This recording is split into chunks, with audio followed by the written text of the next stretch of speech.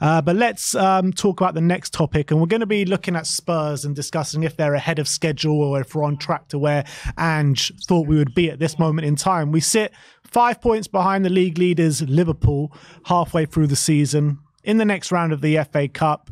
HG, do you think that we're probably a bit ahead of schedule where Ange thought we would be at this moment in time? Where Ange thought, maybe not. Because Ange is a very, very confident man and knows what he's doing and is quite comfortable saying that. Look, at the start of the season, I thought we'd finish fifth because I knew enough about Ange to think that we'd get better, right? I don't look at many of the teams of us and think they're getting better, right? I think Arsenal obviously last season were very good.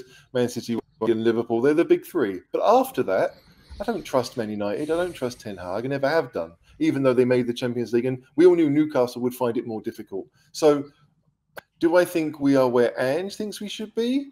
Maybe. I just think for a lot of Spurs fans, we are further along than we thought. I mean, like I watched the pre-season games and thought, what the heck are we doing? This is incredible. Like I enjoyed pre-season matches, and for the first time ever. Ever. And he'd switch the whole team at half time, and we'd play the same. And we lost to West Ham, but I'm sitting there thinking, like when we know what we're doing, when we can tell. I mean, we're seeing, weirdly enough, at the start of the season when we went on the unbeaten run, I didn't feel like we were great. I felt like we played better in some of the games we lost against Villa or against West Ham, where we had decent football, but we just didn't win the game. So the idea now, after 6 months of training, even if they've been injured, they know what's needed, that we're all excited to see what's going to happen in our season because we know what we did when we weren't very good, but we had everyone. We've seen what we can do in times of trouble. And now we're hopefully going to have half a season where we've got 22, 23 fit players who know what they're doing. I genuinely can't wait. So are we ahead? Yes. But are we ahead of what Ange thought? Probably not. So a question back at that then. Do you think that with 5 points off the top, I know with a few teams have games in hand, obviously, with all our players coming back now, can we do the unthinkable and actually last the distance in a title race? Can we? Yes. A bit hesitant there, HG. No, I mean, I'm very my daughter's born around Easter time, right? And so I always think if it's within 5 points of the top around her birthday, then we've got right, and that hasn't happened very often, but still I am. So before that point, we're good enough to win every game, and we all know they've got that run of 4 games in early April, Newcastle, Man City. Like they will be the 4 games that kind of dictate the season for us. But if we can get to them and be in a position where those games are a title for not just for the opponent but for us, and I do believe that's possible.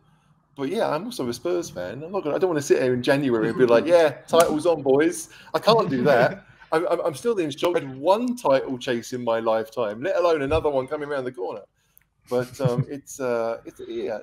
we can. I don't expect it, but Johnny, where's your head at? Are we ahead of schedule? Or are we right on track to where everyone thought we should be right now? I got to be honest. I personally think had the referee had got hold of the Chelsea game at the stage where the Chelsea players had gone through the back of Son and Maddison 3 or 4 times and then took Romero out, and then they lost the plot at that point. Had the referee got hold of it and booked a player or done something, I think we wouldn't have seen that red mist. But that game has defined our season somewhat because we lost 5 players in that game. We lost our mojo, we lost our momentum. And I do believe without that game and what's happened to us injury-wise, I truly believe we would be sitting top of the table now. I agree. No doubt whatsoever. As far as are we ahead or are we behind, it's quite an interesting one because I think if you ask most people at the beginning of the season, most people's concern was the Pedro Porro of 22-23. Romero, is he going to be as rash as last time and get sent off and banned? Mickey van der Ven, who is this Mickey van der Ven? He's only had a week to come in. I knew Destiny, so I was fully confident in him, but a lot of people didn't know. So a lot of the doubt, and we've signed this Vicario, we should have signed Raya. So a lot of the uncertainty at the beginning was around our defence. And a lot of the confidence was focused on our attack. And I actually think the opposite is what's transpired, because I actually think that the defence, once fully fit and there, is superb with our goalkeeper. There aren't many better in the league, I personally think. Whereas our attack, if you've watched Angie's games from his other teams, I don't believe we're fluid. I don't think there's that fluidity to our gameplay at all at the moment, which is quite incredible when you look at the fact that we've scored 33 goals from open play, joint with Liverpool. I think Arsenal are back at 20. And we are saying that we aren't flowing yet.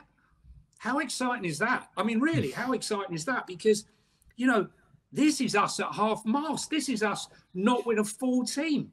You know, we've seen better teams on paper, names on the paper over the years at Tottenham team, but we haven't seen this exciting football, you know, even being played with substandard, well, subpar to top level players that are in the system. So I would say we are ahead and we are behind. But I do think that with the right players coming back, if we manage to get Maddison, who's back training this week, and a few others, then I have hope that, you know, we need to get results from Brentford and Everton. And if we can do that, I think when the boys come back, minus Bissouma with his latest ailment, we're going to be fine. And we're going to be a team that everyone fears to play. It's also been just completely understated. I know people have talked about it a lot, but I think it's been completely understated from people outside of Tottenham how well Spurs are actually doing with all the carnage that has gone on. Yeah. Like, you look at any other club in the Premier League, if they had the amount of injuries to the key players that we had in our team, they wouldn't be anywhere near to as close as we are, in my opinion. You know, you look at Man City, you know, Rodri goes out for 4 games. They lose 4 games in a row. We've had Maddison out, Bissouma's out, Romero, Van de Ven. You know, the list is endless of the players that we've had out in this team. And when you look at how important Van de Ven was first part of the 10 games, you know, he was pivotal to what we were doing. Maddison was like close to being the best player in the team. I always take it back to the Arsenal comparison. Like, if you take out Saliba, Gabriel, Odegaard and Rice from that team, they're probably fighting relegation or something, you know what I mean? And we're sitting here 5 points from top of the league. It's absolutely nuts to me. So Ange is doing such a fantastic job. I'm glad you said that, Ben, because I've been rattling on about that for the last 2 weeks. And, you know, I don't know if you watched the BBC Match of the Day 2 on the weekend there. Spurs just had this great performance. What do they focus on? Man United. They were focusing on Man United going wrong. And it took Ian Wright, to turn around and say, Spurs have got 12 players missing, right? It took a former Arsenal player to put that point across, and I totally agree with you, Ben. Not enough is being made about it in the press and on TV about a situation that we've overcome. But, and like, go on, HG. Sorry. If this is what the press do, I mean, they're going to focus on the negatives. Overcoming negatives is important. If the other team don't have negatives, then we can talk about Spurs. But Man United are Man United, right? They'll get like that. I read the 16 conclusions on Football 365, and I think 13 of them were to do with Man United. So I understand, but I quite like the under the radar stuff. If they only talk about Spurs when they feel like it, and there are other things to talk about, fantastic. If we can get to Easter time and just be there or thereabouts, and everyone thinks deep down Spurs are going to bottle it at some point because of the, so we can just kind of get on with things. Like, we can stay 3-5 points behind. My concern is that we won't win every game, and we might have to do that to be in that position. But I don't mind so much that they can focus on other teams, because great. Like, we know what we're good at. Everybody else thinks that Spurs were lucky in the first bit. They haven't really known what we're going through, and fine, that's great. They'll care if Spurs win, but owning negativity it just doesn't sell. Like negativity is what, sadly. Yeah, absolutely. Yeah, Sim? I think we're well ahead of schedule, to be honest, in terms of how, I think even Ange has admitted like he's been so impressed by how the players have taken to his system so quickly. And I don't think he even expected the football to be like, he said even in pre-season, like he couldn't believe already he started to see the players really implementing what he was trying to put forward to them so quickly. And you already saw in pre-season, even though we had a few, I think we lost to West Ham, we had a few losses, but even in those games, you could see the football was already being implemented. We saw like signs of it. And I remember sitting here with you watching that West Ham game. We lost the game, but we were sitting here buzzing because of the way we were playing our football. Yeah, because we were playing so well. And even Ange said in the first 10 games, we're obviously getting great results, but he's like, I don't even think we're even touch the surface of what we can do going forward. Yeah, I think we're doing well. We're getting results defensively, but like going forward, we haven't even scratched the surface of how fluid we can be. And I think we've definitely improved that since even with the injuries, the fluidity of the team has really gone up a notch. But I think the way he's got us playing, regardless of who he puts on the pitch at this point, we're still playing a great football. We're still giving teams a game. You know, we went to the Etihad with Davis and Emerson centre back and came away with a 3-3 draw and played some really good football, sticking in games. No, I think the great thing as well, not only do we play good football, we're showing character. We're showing that when we're not allowing goals against us to affect how we play and affect the mood of the team, we're not letting our heads drop. These are things that usually take a lot of time to instill in a football team, this mentality, and not only the tactical side as well. And I think the fact that Ange is already implementing that at such a stage after 6 months is a massive credit to him. And I think we're doing exceptionally well. I think Ange obviously is very confident in his own ability, but I think even he would be slightly surprised that it's going this well, only this slightly. Quickly. I really think so. I think he would be. I think this is always going to be the aim, to accelerate the process as quickly as possible. But I don't think he would have expected us to be this high up the pitch, this high up the league table, at this stage of the season. And I think he'll be looking at it at this point thinking there's no reason why we can't push on and have a better second half of the season than we had at first because of the players coming back. And I'm thinking about it as well.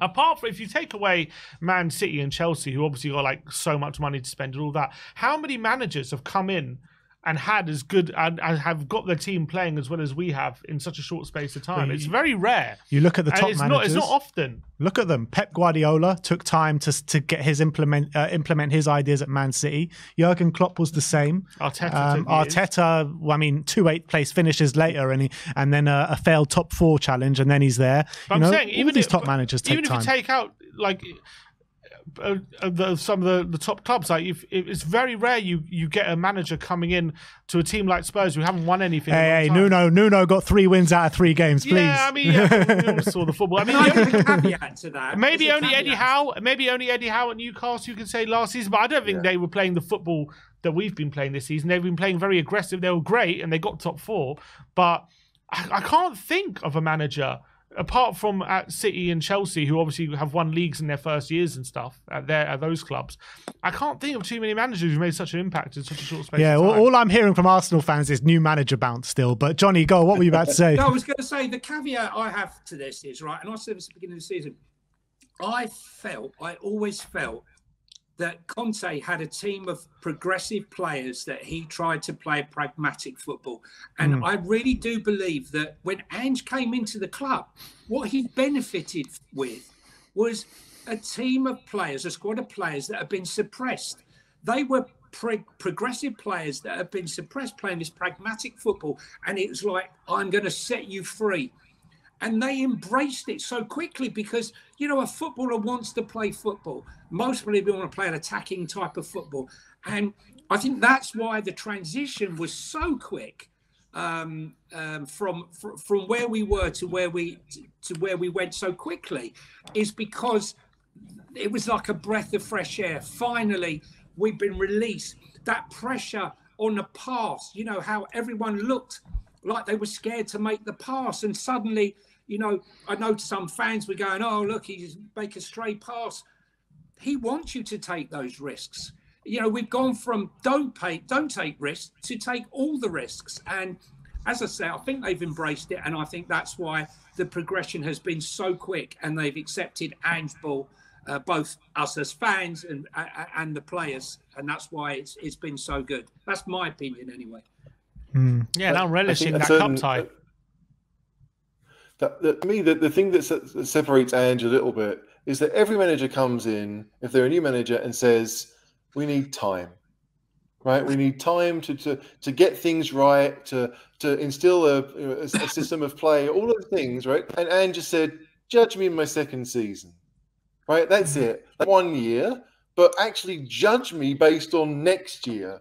And so if things go wrong next year, then okay, but that's fine. But it's just the confidence and say, okay, I might need a season for things to really go, but second season, and in his eyes, he's thinking title. Like, I have no doubt that in Ange's mind, next season there's a title push. Whatever happens this season is a bonus, but next season he's thinking, I want to win it all. And so for the players to know that, to understand that, like, you know, okay, we might win 3-2, we might win 4-2, we might lose 2, like, but it's about scoring goals. So conceding after 2.5 minutes at Old Trafford doesn't matter, because it just means you've got 87 minutes to beat them rather than 90. But the attitude of the team is the same. And it's so refreshing. And none of us can really understand it, because it is different to how everyone else operates. Like, Jurgen Klopp had massive success in Germany. Pep obviously had Messi and had massive success wherever he's gone. But none of them came out and said, you know, first year we're going to be rubbish. Or like, you know, second year we'll see what happens. For Ange to come in, knowing full well he's going to lose his best player, and still be like, judge me in my second season. Who? You can't help but love the man. Absolutely spot on. But look, let's finish the panel on this interesting topic. We've all had our own opinions on the chairman, Daniel Levy. With everything going on in the Premier League right now, the landscape is absolutely nuts, with Everton having 2 charges. Nottingham Forest got a charge against them. Man City, 115 impending charges going against them. Got Villa and Newcastle. Villa and Newcastle on the cusp of FFP as well, both coming out saying they need to sell before they buy. A lot of criticism Daniel Levy has faced over the number of years, the way he's managed this football club. I'm going to start with you on this one, Johnny. I know you're a bit opinionated on Daniel Levy. Does Levy deserve a lot more credit than what he's had over the last couple of years from Spurs fans? It's interesting, because I did a tweet yesterday, which I knew would provoke a bit of a response, when I said that Spurs are the only team to have bought a player in this transfer window. Okay. It's probably the quietest transfer window in memory, a January transfer window. I think we're 17 days in, and we're the only team that have bought a player and spent money. And that's because everyone's walking, not everyone, but the vast majority are walking the FFP tightrope. Now, Daniel Levy has gone on endlessly for the last 2.5, 3 years about the FFP, and we're moving towards FFP. And myself as a fan, I didn't want to hear the story. I wanted to see the money spent and the squad invested into.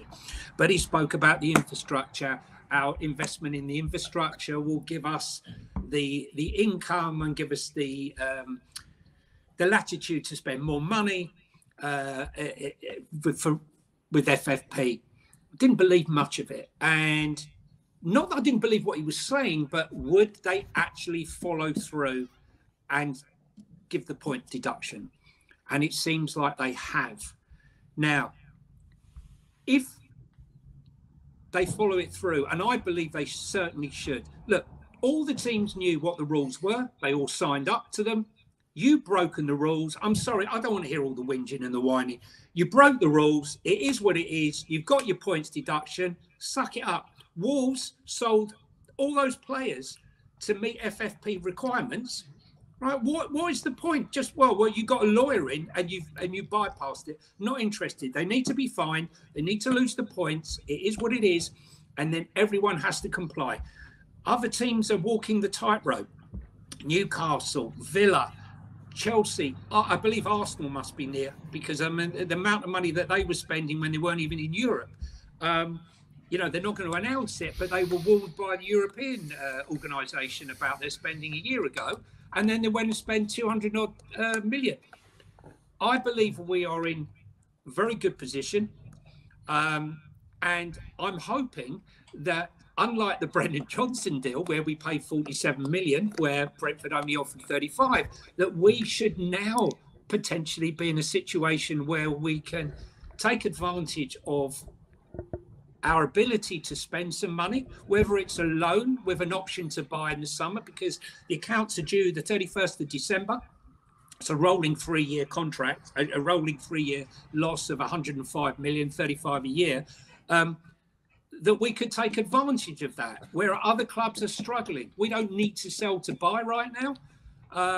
And I'd like to see us, whether it's at Forest or, you know, at Wolves or wherever we are, that we can take advantage. Personally, I'd love to see Gallagher at the club. I know a lot of people really don't want that. I think he's a really versatile player that was perfect for handball.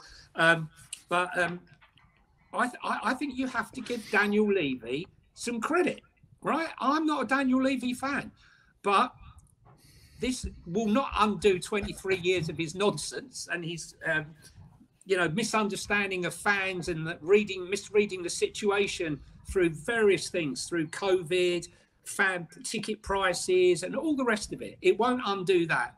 But this could be something where his prudence puts us in a very good position moving forward over the next couple of years.